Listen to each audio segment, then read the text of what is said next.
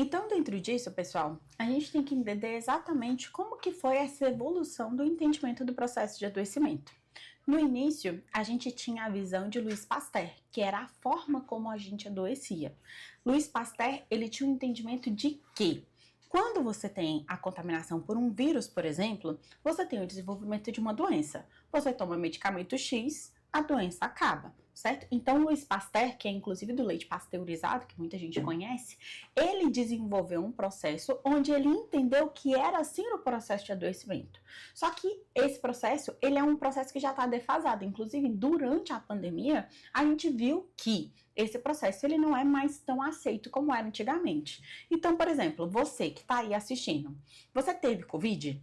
Você ficou isolado com pessoas? Você conheceu pessoas que teve Covid? Você viu que muitas pessoas tiveram Covid e ficaram isoladas com outras pessoas, as outras pessoas não pegaram e só uma pessoa da casa pegou? Ou você teve contato com diversas pessoas que tiveram Covid e você não pegou? Então, teoricamente, o Covid, por ser uma doença de contato e uma doença que está no ambiente, se você estiver no mesmo ambiente com uma pessoa contaminada, você tem a probabilidade de pegar uma doença, seria certo o entendimento de que todo mundo que entrou em contato com alguém com Covid pegou Covid. Porém, não é a realidade que a gente vê. A gente viu que pessoas com doenças crônicas, pessoas com deficiências de vitaminas, tinha o perfil da pessoa que tinha contato e pegava, e diferente da pessoa que tinha o perfil, entrava em contato com a pessoa, porém não desenvolvia o processo de doença. Então, hoje em dia, a gente não tem mais o entendimento de que se adoecia como Louis Pasteur ele idealizou, que era vírus versus doenças. E ali você tinha um antibiótico matava o vírus, acabou a doença. Hoje a gente tem a visão de Antoine Béchamp, que é a visão de que o seu terreno biológico é que determina se você vai ou não ter um processo de adoecimento.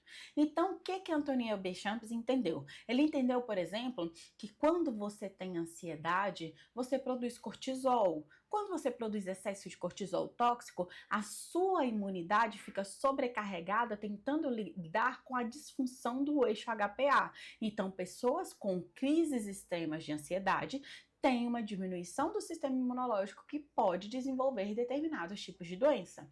Ou se você tem contaminação por determinados metais tóxicos que afetam de forma direta a funcionalidade do seu sistema imunológico, como alumínio e mercúrio, por exemplo, você pode ter ou não o desenvolvimento de doenças. Se você já tem uma doença crônica, desenvolvida no seu organismo, você pode ou não ter o desenvolvimento de doenças.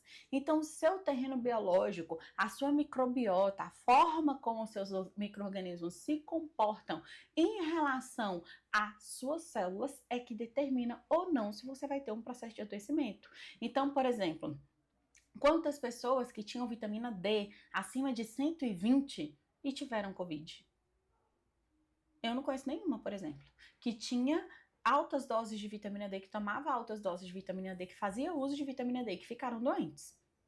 Por quê? Porque as pessoas que tomam vitamina D têm uma ativação do linfócito regulador, que é responsável pela ativação da sua imunidade adquirida, que é quem vai combater de forma ativa o vírus, por exemplo. Então, essas pessoas não tiveram um processo de adoecimento. Então, a gente tem que avaliar o paciente de acordo com o terreno biológico, de acordo com a relação que essa microbiota tem com esse microbioma, certo? Mas aí fica a pergunta: mas e o DNA? E o nosso genoma, né? Se gastou tantos anos, tanto tempo estudando o genoma humano e tentando entender como esse genoma era participante ativo ou não do processo de adoecimento, mas e o DNA? Então aqui, por exemplo, eu coloquei para vocês, quantos mil pares de gene um ser humano tem? Se você for parar para pensar, uma pulga d'água, por exemplo, tem 30 mil pares de genes. Uma pulga d'água, sabe aquela pulguinha que fica, né,